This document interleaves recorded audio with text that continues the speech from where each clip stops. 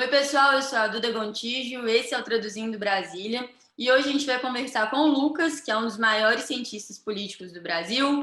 O Lucas é diretor de comunicação e sócio da Arpa Device. Tudo bom, Lucas? Oi, Duda, tudo bem? Prazer falar com você. Prazer é todo meu. Antes da gente começar a conversar sobre Brasília em si, eu queria saber de você, porque esses dias eu descobri que a gente tem quase que uma escalação no escritório, e eu queria saber como que você foi de jogador de futebol a analista político na AR. Caminho natural, né, Duda? Ser jogador de futebol, depois fazer ciência política. Não faz muito Comum, sentido. né?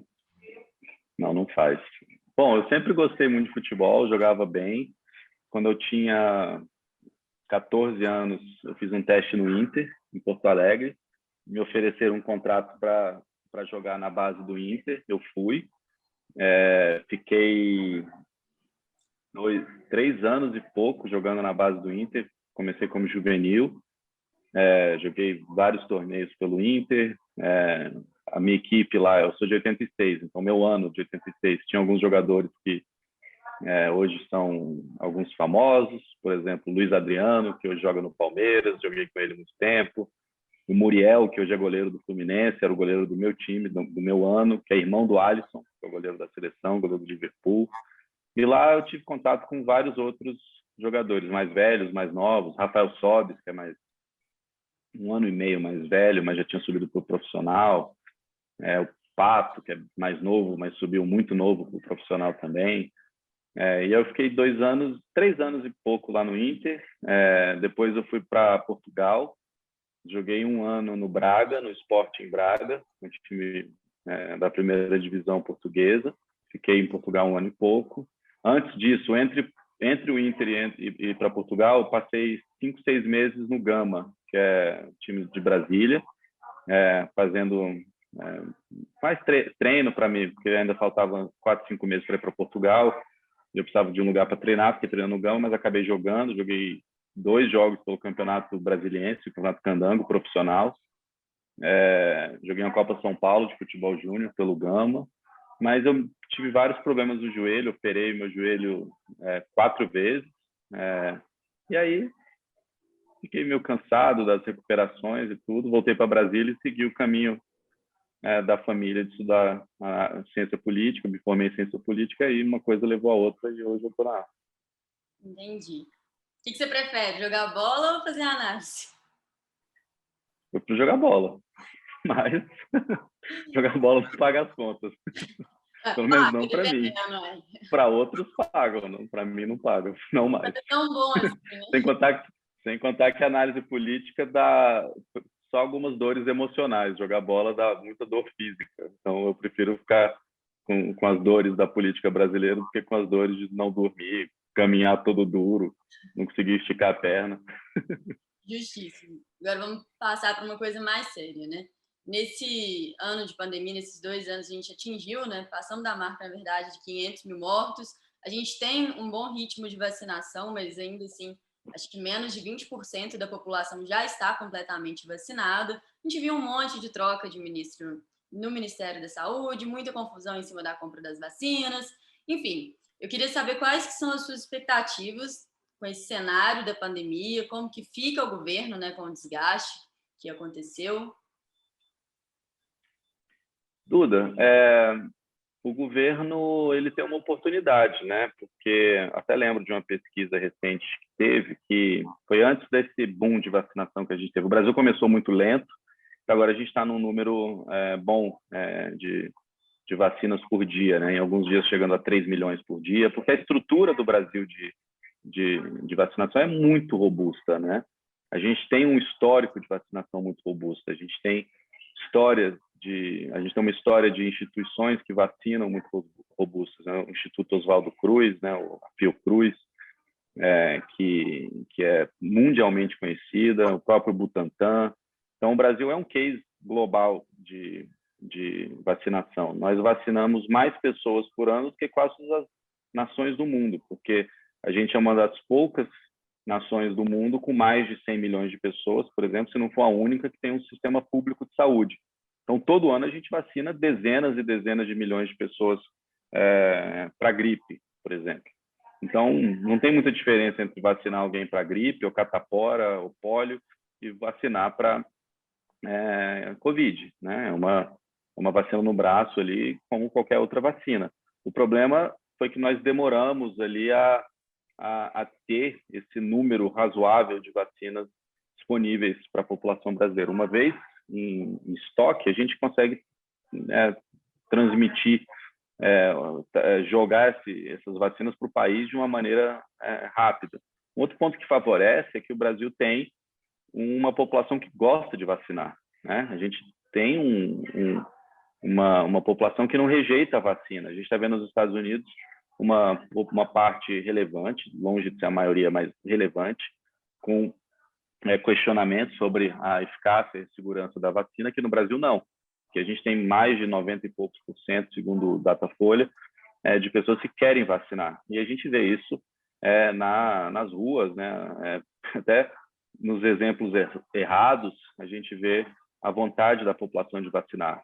As pessoas com mais alta renda viajando para vacinar, não que seja errado, longe disso, mas eu estou dando os exemplos errados aqui dentro. Por exemplo, pessoa furando fila, pessoa comprando vacina de charlatões, tudo errado, mas mostra ali uma camada dessa vontade, dessa ansiedade de vacinar. Voltando a esse número que eu estava dizendo no início da minha fala, no início da pandemia, no início desse ano, a gente viu uma pesquisa que mostrava que aproximadamente 45% dos brasileiros, uma pesquisa da Exame Big Data, em parceria com a revista Exame, né, do Instituto Ideia Big Data, que 48%, 49% da população não tinha nenhuma perspectiva de se vacinar esse ano. A gente vai chegar ao final do ano com uma parte relevante da população vacinada, né? Isso é uma oportunidade para o governo, uma oportunidade de abraçar a vacina, de retomar as atividades normais, né? Claro que a pandemia teve um efeito muito negativo para o presidente Bolsonaro, não tinha como ser diferente, morreram 500 mil pessoas, 550 mil pessoas até agora.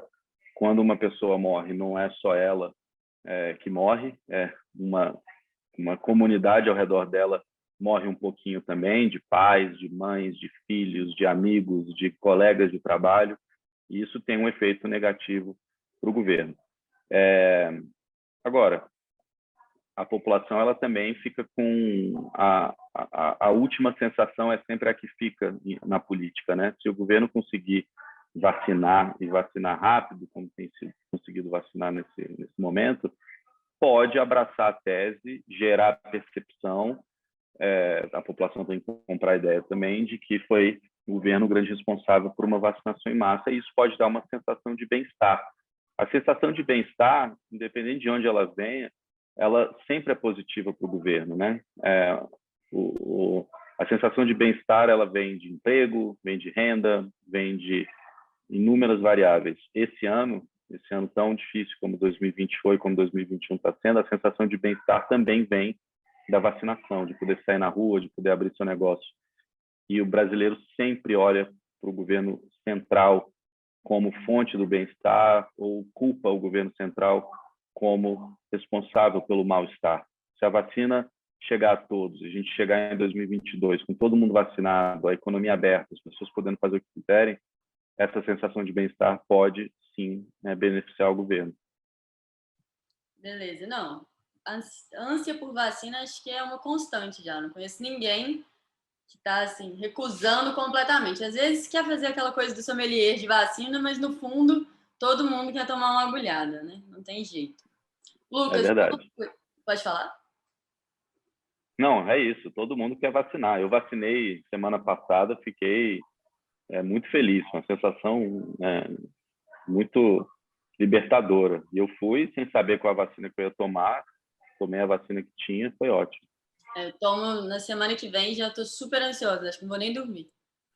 Mas vamos lá. Nos últimos meses, a gente conversou muito com os clientes sobre a MP da Eletrobras, né, que foi sancionada com alguns vetos, e hoje a discussão é em cima da judicialização da questão. Qual que é a sua avaliação sobre o tema? Acho que vai ser pacificado, não vejo grandes problemas, não. Ela passou no Congresso como tinha que ter passado.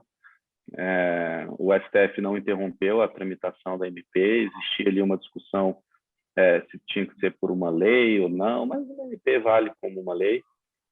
Então, não vejo nenhum grande problema da Suprema Corte tratar o assunto e derrubar essa aprovação. Existem alguns, são obstáculos, são caminhos naturais até que o governo possa vender as suas ações na Bolsa, né? Porque esse é o objetivo da privatização, na verdade, mais uma capitalização da Eletrobras, que é diluir o controle acionário da União para que ela tenha menos de 50%, para que o controle saia do Estado brasileiro e fique diluído aí entre diversos atores.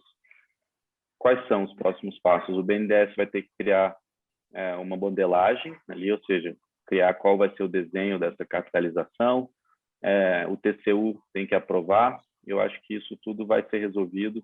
Inclusive, a gente mandou um arco-alerta para os nossos clientes, os institucionais via arco-alerta e as pessoas físicas via arco-private.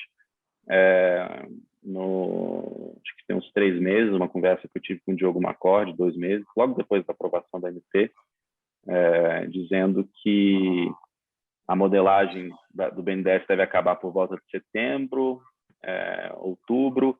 O TCU deve começar a analisar e deve terminar por volta de fevereiro. A expectativa do Ministério da Economia é que a oferta de ações da União na B3, que é a Bolsa Brasileira, ocorra em março de 2022. Então, eu não vejo... Claro, sempre tem risco, né? No Brasil, até o passado é incerto, o que dizer do futuro, sempre tem riscos, né? O risco está no jogo político, mas eu acho que a gente deve chegar em março sem grandes sustos e a capitalização da Eletrobras ocorra de maneira sem grandes surpresas. Beleza. Ainda conversando sobre desestatização, eu queria que você comentasse um pouco também sobre o PL dos Correios, né? Recentemente, o Aras soltou uma nota sobre a procedência parcial da ação direta de inconstitucionalidade. E eu queria saber, assim, PL dos Correios, quais são os próximos passos, a prova, como que tá? Eu não, né? Porque eu estou por dentro do grupo, então a gente acaba sabendo, mas para o pessoal de casa. Duda, eu acho que passa na Câmara, eu acho que tem... A urgência passou, né? Tem um tempinho. O Arthur Lira pautou a urgência e passou com uma folga. Eu acho que vai avançar na Câmara quando a gente voltar aí do recesso. O Senado é uma grande incógnita hoje para o governo, né? O governo tem sofrido muitas derrotas no Senado, e mais do que... Não é que tem sofrido grandes derrotas, mas o Senado tem atrapalhado o andamento de várias matérias, né? A gente tem, por exemplo, a BR do Mar, que é super importante, travada no Senado, né? Que é o marco da cabotagem. Então, passou na Câmara, mas ainda não conseguiu o consenso no Senado Federal. Tem outras matérias que ou passaram na Câmara e estão paradas no Senado ou vice-versa. A gente viu isso com a autonomia do Banco Central, né? Que passou numa e passou noutra, só que era outro texto, aí voltou, aí não voltou. A gente viu isso com... Qual foi a outra que aconteceu? Saneamento. Nossa, saneamento foi uma guerra, porque tinha um projeto na Câmara, um projeto no Senado. Aí aprovou da Câmara, foi para o Senado, modificou, voltou, aí o do Senado aprovou, foi para a Câmara, mas aí mudaram. Aí qual que vai ser? Então, existe essa falta de equilíbrio aí, de estarem na mesma página entre Câmara e Senado. O que pode mudar esse cenário que a gente vai falar por último, que é a chegada do Ciro Nogueira, chefe da Casa Civil, agora dentro do Senado, né? O Ciro, ele é um político habilidoso e ele não faz milagre, ele não vai chegar e com estalar de dedos fazer o Senado virar uma casa absolutamente amigável para o Bolsonaro, mas pode melhorar e muito o funcionamento dentro da casa.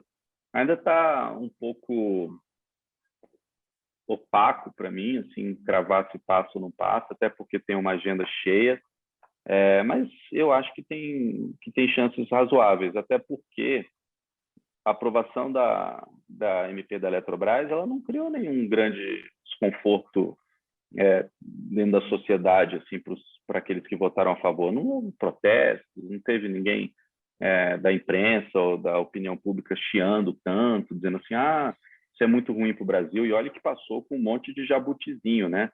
Aquela MP da Eletrobras. E ainda assim, passou.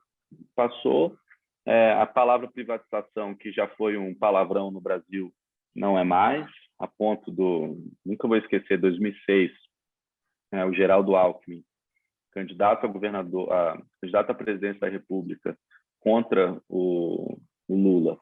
O Lula o acusou, né? Essa era a palavra certa na época, o acusou de tentar privatizar a Petrobras, caso ele fosse eleito.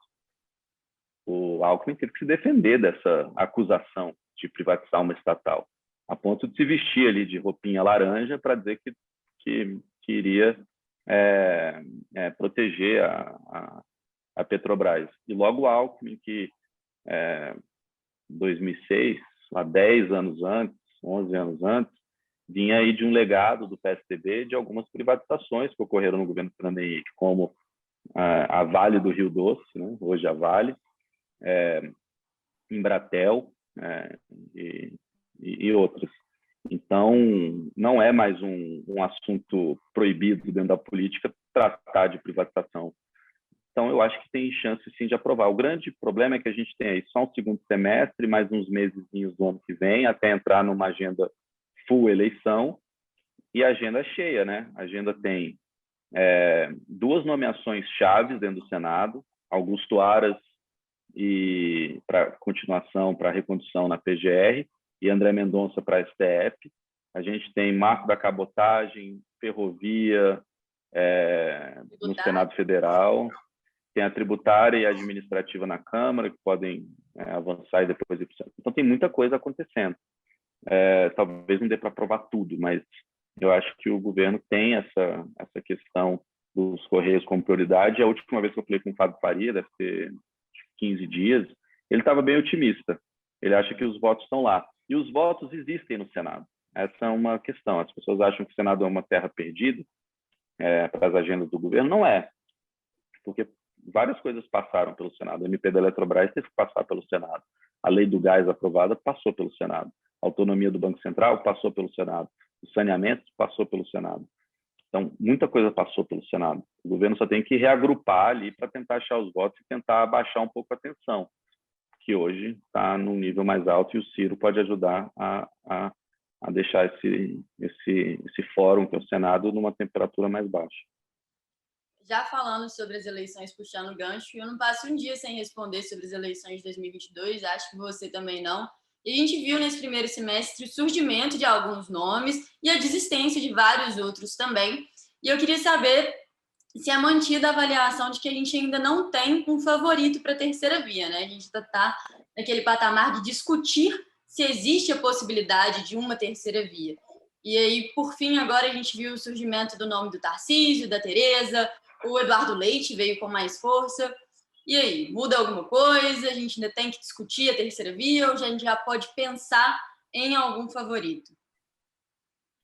Duda, eu costumo dizer que prever eleição para analista político é igual prever câmbio para economista, né? Só serve para passar vergonha, né? Você vem aqui dizer, não sei quem vai ganhar.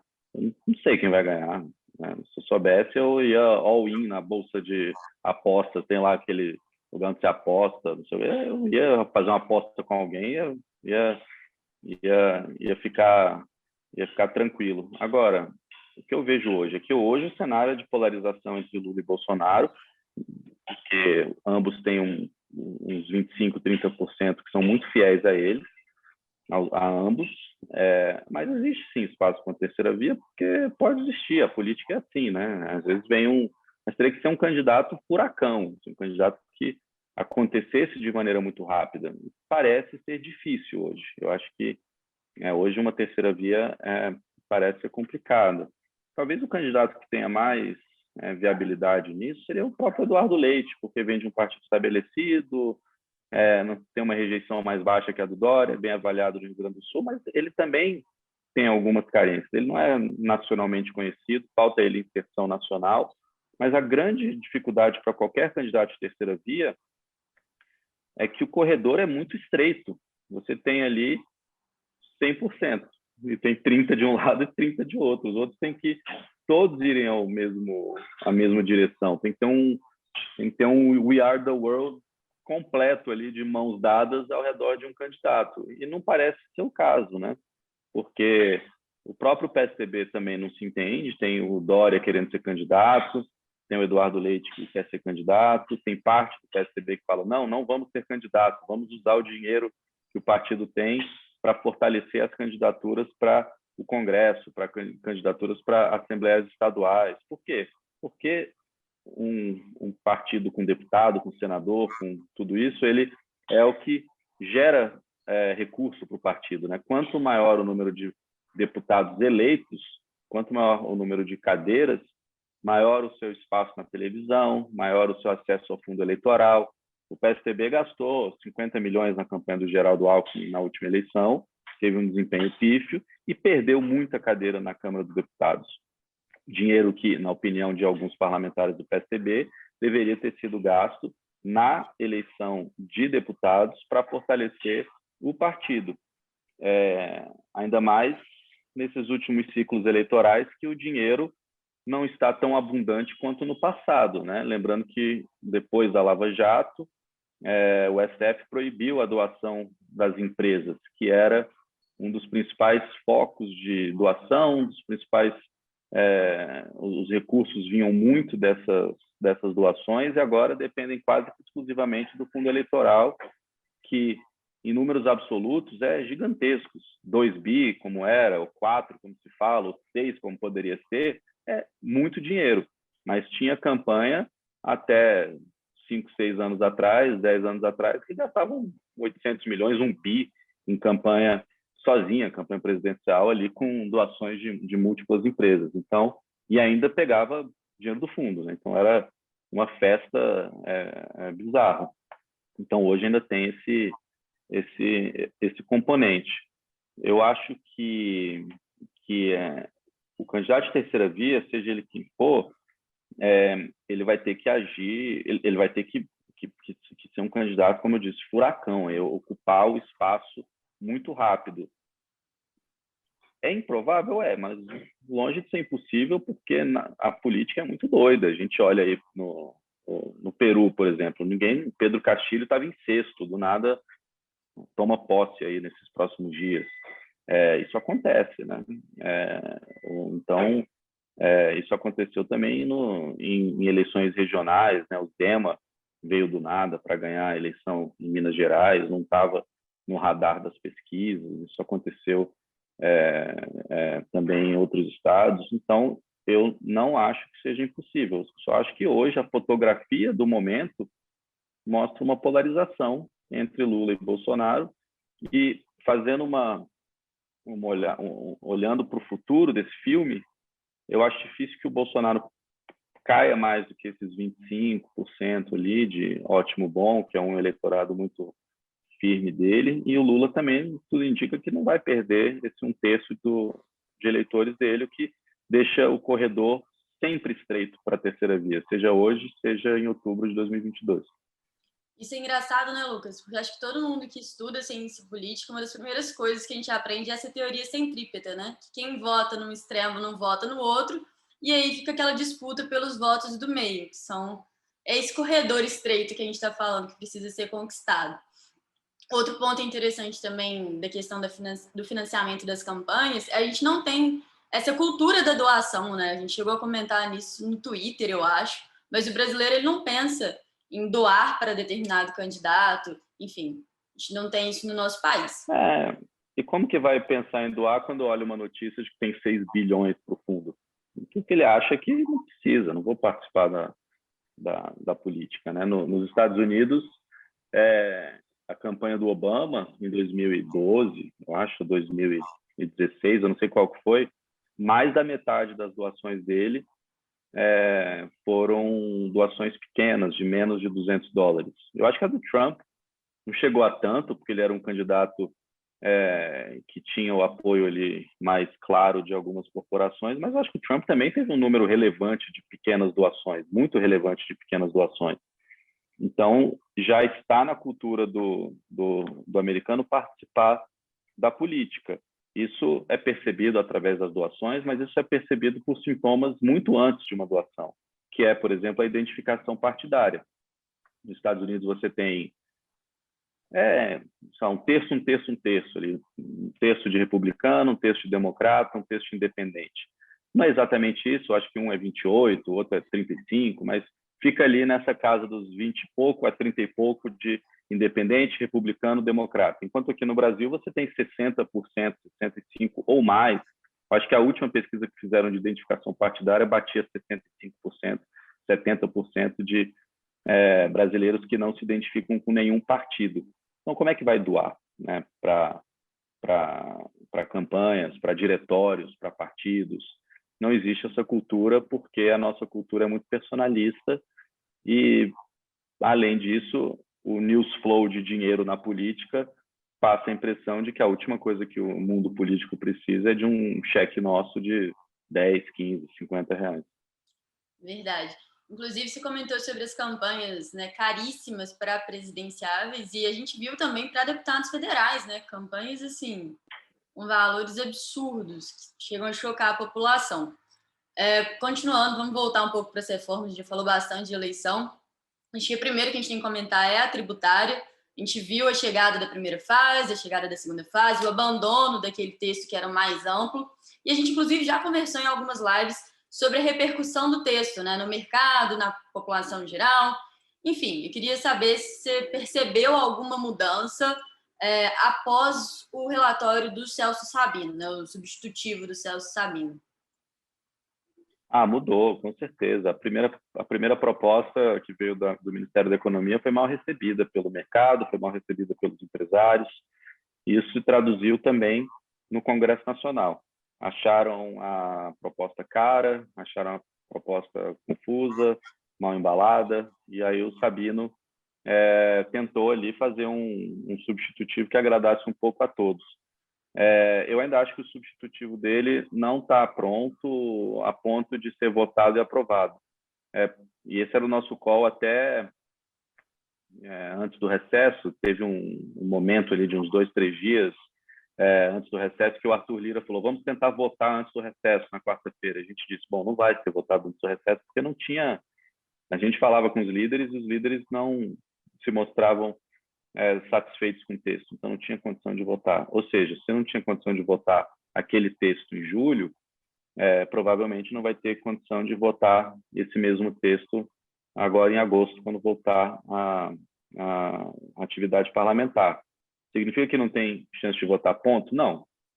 Tem chance de votar, eu acho que vai votar. E eu acho, inclusive, que esse texto passa final de agosto, início de setembro, enfim, vai passar dentro da Câmara. Só que ainda vai ter algumas mudançazinhas aqui e acolá. O Celso Sabino muito provavelmente vai ter que apresentar um novo relatório, que é normal, acontece, né? O Marcos Rogério, relator da MP da Eletrobras, teve que apresentar uns 5, 6 relatórios no espaço de 24 horas, 48 horas, relatório atrás de relatório, para chegar a um consenso. É assim que funciona no Congresso, né? A gente tem, inclusive estava dizendo isso hoje mais cedo lá na CNN, na entrevista, você tem o maior partido, tem 50 e poucos votos, uma PEC, por exemplo, de 308.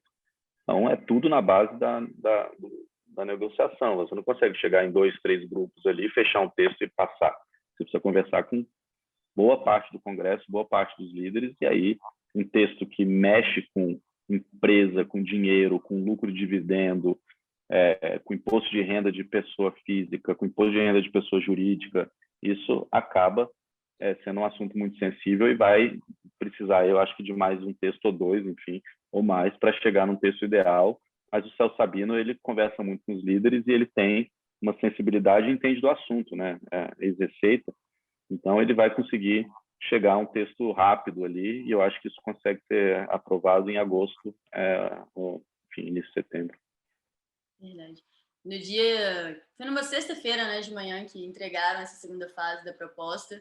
E eu lembro que era um dia super tranquilo para a gente no escritório, né? E de repente, enlouqueceu os clientes do Private desesperados e, enfim, trabalhamos bastante nesse dia.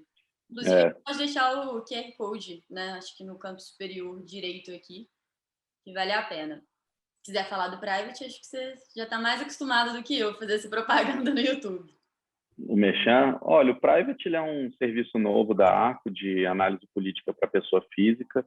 Ele, além de receber todos os relatórios da Arco, você fica recebendo todos os alertas da Arco, que é a nossa análise política alta frequência. Então, breaking news, eu conversei com o ministro, eu conversei com o deputado, eu tive uma fonte no Palácio, uma fonte no Ministério da Economia, o que eu descobri eu mando lá. Então, o serviço de análise política, não só os relatórios, né, mas alta frequência, ou seja, vai chegando à medida que a gente vai descobrindo. A gente vai falando com os atores políticos, a gente vai descobrindo coisa com a nossa equipe no Congresso, no Ministério da Economia, que a gente descobriu de relevante, que a gente imagina e entende que faz preço no mercado, que interessa ao cidadão, que interessa ao empresário, que interessa ao investidor, que interessa ao curioso de política, a gente manda ali nesse serviço do Arco Private. Além disso, além dos relatórios, além do serviço de alta frequência, o Arco Private dá acesso a um grupo exclusivo ali, que em breve vai ser um aplicativo, a gente está migrando para um aplicativo, que você pode fazer perguntas para os sócios da Arco, para mim, para o Cristiano, para o Murilo, enfim, para todo mundo ali da Arco, para os analistas sêniores da Arco, perguntas sobre o ambiente político. O Ciro vai assumir mesmo a Casa Civil? Foi uma pergunta que fizeram na sexta-feira, porque veio uma notícia dizendo que talvez ele fosse para a Secretaria-Geral do Governo. A gente chegou a falar no Palácio do Planalto, e sim, vai assumir, falamos ali. E perguntas que vão desde o macro, né? A tributária passa, até uma coisa específica, como é que vocês estão vendo esse projeto de lei sobre regulamentação do ping-pong no Brasil? A gente vai lá, dá uma olhada no projeto, dá uma resposta para o assinante. Então, é um serviço muito completo, né? Então, são relatórios mais macro ali do que está acontecendo, alta frequência do que está importando naquele minuto, naquele segundo, e disponibilidade 24 horas por dia para fazer perguntas para os sócios. Jogador de futebol não precisa trabalhar 24 horas, né, Lucas? Você não pensou nisso? Não pensei nesse detalhe. Meu joelho não permitiu, senão agora eu era um assinante do Arco Private, morando em algum lugar do mundo, jogando e treinando 4 horas por dia. Eu ainda tenho tempo, eu acho. Acho que eu tô nova para repensar a minha vida. Eu sou master agora. Vamos lá. A reforma eleitoral também, né, causou muito alvoroço. Eu lembro do Thiago comentando da repercussão que isso teve lá fora, que não foi muito bacana. E aí, essa questão do voto auditável? Alguma tendência, algum comentário? Não, eu acho que não passa, acho que não deve ser aprovado, mas o Bolsonaro tem também interesse em deixar o assunto quente, né? Porque na política, Duda, nem toda vitória é uma vitória, nem toda derrota é uma derrota, existem vitórias nas derrotas, existem derrotas nas vitórias, é uma complicação total. Mas o que eu quero dizer com isso? Seguinte, quando o Bolsonaro entrou nessa história do voto auditável, muita gente no Palácio não achava que ia passar. Agora, é um assunto que é quente, né? É um assunto que o bolsonarista mais leal trata de maneira muito firme, trata de maneira trata como prioridade, inclusive uma pesquisa do Poder, Data Poder, do portal Poder 360, lá do Fernando Rodrigues, fez uma pesquisa dizendo que a maioria, se eu não me engano, dos brasileiros são a favor do voto auditável. Então, mesmo que não passe, virou pauta. E um movimento político, como o lulismo como o bolsonarismo como o trumpismo movimentos políticos, eles não sobrevivem só na base do binarismo, da vitória ou da derrota, mas eles vivem na base do legado, de percepções, de narrativas. Então, é importante para o bolsonarismo, como movimento, não necessariamente para o Bolsonaro como figura, mas para o entorno do Bolsonaro como movimento, para os filhos, para os bolsonaristas mais raiz ali dentro do grupo político, você ter assuntos, né? Porque isso perpetua a narrativa do bolsonarismo. Então, o que se tem aí é que um assunto como voto auditável, que estava perdido desde que foi votado e aprovado no Congresso em 2014, 2015, enfim, depois foi vetado pela Dilma, o veto foi revertido pelo Congresso, depois foi barrado no STF. Desde esse momento não se falava mais disso. E agora o assunto foi tomado pelo Bolsonaro, pelo bolsonarismo, tratado com prioridade. Acho difícil que se aprove, mas virou um assunto quente, virou uma pauta. E movimentos políticos precisam de pauta, até para consumar suas vitórias, ou então para explicar suas derrotas, para voltar do fênix numa derrota, ou então para manter o legado de vitórias. Enfim, todo movimento político precisa de assuntos, não é simplesmente, estou aqui na eleição, voto em mim. Então, digamos, que o Bolsonaro perca. A ideia do Bolsonaro, dos filhos do Bolsonaro, dos bolsonaristas mais raiz, é deixar o bolsonarismo vivo, né? Deixar o bolsonarismo como uma força política relevante para o futuro. E para isso eles precisam de assuntos. Esse é mais um deles. Com certeza. Isso lembra a frase do Murilo, né? Nem política, nem tudo que reluz é ouro, nem tudo que balança cai. É descrição no momento. Então eu acho que mesmo que não passe, não é necessariamente uma derrota do governo. O ideal para o Bolsonaro, Bolsonaro presidente da República, ele quer ou não quer que o voto auditável passe? Claro que ele quer que passe. Para o bolsonarismo como movimento, eles trouxeram um assunto para a pauta, eles têm um assunto para tratar, para conversar, para juntar o seu público, para esquentar o seu público, para animar o seu público por mais um tempo. Com certeza. Lucas, a gente já comentou, né, sobre essas duas indicações que precisam ser avaliadas no Congresso. A gente falou um pouco sobre a recondução do Aras, eu acho, mas a gente podia comentar também sobre o André Mendonça, né? Que agora ele já foi indicado, né? Já saiu no DOU. E aí a gente tem essa discussão que basicamente todo mundo concorda que é provável que seja aprovado, corra tudo bem nessa batina, mas a gente sabe que não vai ser um processo muito fácil, né? Pode fazer seu comentário. Vai ser eu acho que vai ser difícil para o governo, mas eu acho que tende a aprovar, sim. Eu acho que a gente tem aí o Ciro Nogueira apoiando no Senado, a gente tem também algumas variáveis. Assim, o Bolsonaro tem uma dificuldade imensa no Senado. O Senado não é uma casa boa para o presidente. O governo não sabe articular no Senado, não soube articular no Senado nesses últimos meses, recebeu notícias ruins do Senado em alguns momentos nesse último ano, e principalmente com a CPI da pandemia sendo prorrogada. Não é comum o presidente perder essas batalhas que são consideradas, ou até pouco tempo eram consideradas mais burocráticas, como nomeação de diretor de agência, nomeação de embaixador, nomeação de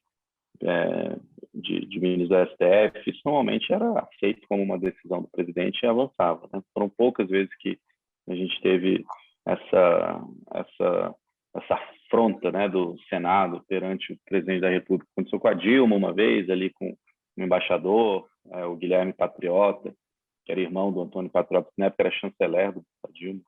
Teve com o Bolsonaro agora um embaixador também, enfim.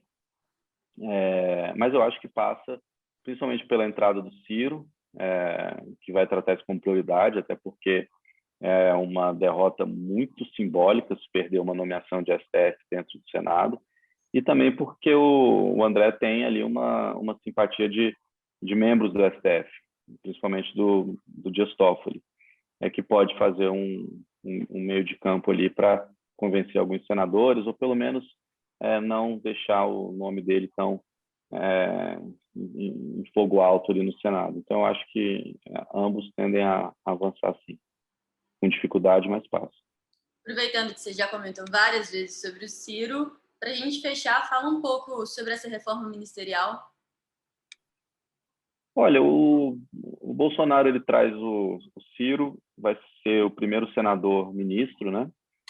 A Câmara dos Deputados a Câmara tem hoje Tereza, ministra, Flávia Arruda, ministra, Fábio Faria, ministro, que tudo bem, é mais da cota pessoal do presidente do que uma indicação de partido.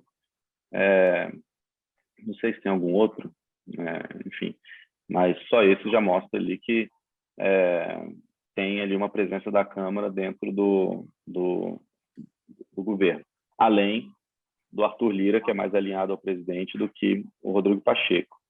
Então, a nomeação do Ciro tenta pacificar um pouco o Senado, uma casa difícil para o governo.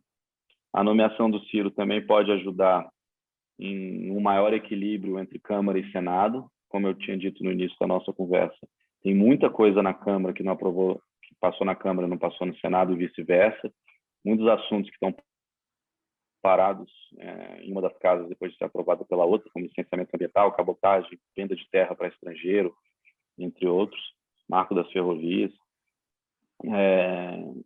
Então, pode gerar um diálogo melhor, principalmente pelo Arthur Lira ter uma relação muito boa com o Ciro Nogueira, são do mesmo partido, tem uma relação pessoal, são próximos, são amigos. O Senado é uma casa com uma forte presença regional do Norte e do Nordeste, são 3 por estado, né, diferente da Câmara, que é proporcional. No Senado, 3 por estado favorece a força regional do Nordeste, que tem muitos estados, e do Norte. Isso é até percebido pela composição da mesa diretora do Senado ali, com uma presença forte no Nordeste. O Ciro é um senador do Nordeste. O Ciro ele tem pouco espaço hoje, assim como o Arthur Lira, para ir para a esquerda, do ponto de vista ideológico, olhando para as regiões onde eles atuam. O Arthur, por exemplo, ele vem de Alagoas. Em Alagoas, o grande adversário político do Arthur é o Renan Calheiros, que tem não só o senador Renan, mas o filho do senador Renan, é o governador do estado, Renanzinho, o Renan Filho, e eles têm um alinhamento mais à esquerda. Então, para o Arthur é difícil ocupar esse espaço que já está sendo ocupado pelos Calheiros. No Piauí, a mesma coisa, com Wellington Dias, governador do PT, que hoje é adversário político do Ciro Nogueira. Então, para o Ciro também falta espaço ali para ocupar a esquerda, então ele tem que ir ou não tem que ir, mas para ele faz mais sentido hoje, eleitoralmente, fazer oposição ao Wellington Dias, fazendo parte do governo, que dá ele uma visibilidade, enfim, muita coisa.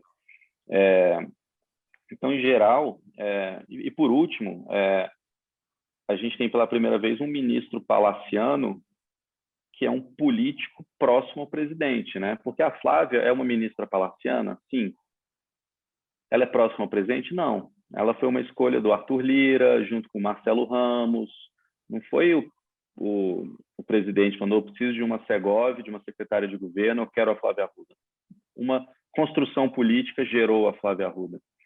O presidente agora vai ter dentro da Casa Civil um político, que é o Ciro, que não tem medo de falar o que pensa, que é firme, que é influente, que é pragmático e que não gosta dessa narrativa, às vezes, agressiva do presidente, que é contra essa linha mais ideológica que, às vezes, o presidente faz no cercadinho, nas suas lives, numa narrativa mais bélica, de bater, às vezes, no STF. O Ciro é contra isso. O Ciro acha que o Bolsonaro tem que baixar a temperatura. E ele vai estar lá na Casa Civil, do lado do presidente, falando isso o tempo inteiro. E o Bolsonaro sabe disso. Então, eu acho que a gente pode estar vendo um movimento do presidente talvez abaixar a temperatura, mas é muito difícil fazer essa afirmação pela personalidade do presidente. Né? O presidente já deu sinais em alguns momentos de agora ele vai aquietar, mas aí ele volta alguns dias depois com uma frase um pouco mais bélica, mais agressiva, um tweet, um comentário numa live.